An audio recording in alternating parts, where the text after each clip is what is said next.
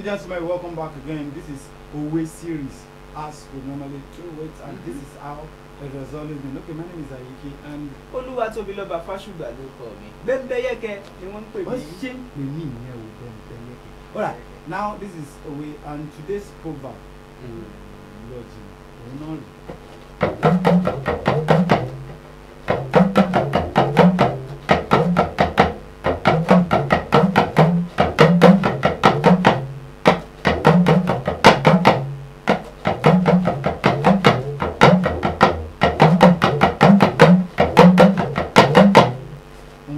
Sọnù a ó rí ohun tó bá sọnù a ó rí ẹ̀fúùfù lẹ̀lẹ̀ kò ní gbé nǹkan ilẹ̀ kó gbégbé ohun tó bá sọnù a ó rí. Bẹ́ẹ̀ ni ẹ̀fúùfù lẹ̀lẹ̀ ṣe mọ̀ ẹ̀fúùfù lẹ̀lẹ̀ àwọn bí afẹ́fẹ́ tó lágbára yíyí tó lágbára tó kò sí bó ṣe wù kó gbogbo nǹkan tó wà nílẹ̀ ara ẹ̀ lélẹ̀ kó jẹ́ ilé gbogbo nǹkan láyè orí ilẹ̀ ló dúró sí kò wá sí bó ṣe fẹ́ gbé kó gbé lọ gbé yóò gbé sọ́ọ̀bì kan ni a padà rí ilẹ̀ náà ni a rí ọ̀nà ìmọ̀ nǹkan tó bá sọnù àwòrì ẹ̀fúùfù lẹ̀lẹ̀ kò ní gbé nǹkan ilẹ̀ kó gbé kó lè pòórá sáfẹ́fẹ́. Bẹ́ẹ̀ni àwọn àgbàlagbà ló sábà máa ń lu ọ̀rọ̀ yìí pàápàá láyé àtijọ́ àwọn bàbá wa nígbà táwọn kankan tó ṣe pé bí nǹkan bá sọnù wọ́n mọ bá ń ṣe tọ́ tí wọ́n fi rí wọ́n á sọ pé ẹ fọkànbalẹ̀ o owó yẹn wọ́n á pa pé ẹ̀fúùfù lẹ̀lẹ̀ kò ní gbé nǹkan ilẹ̀ kó gbégbé tó bá sọnù.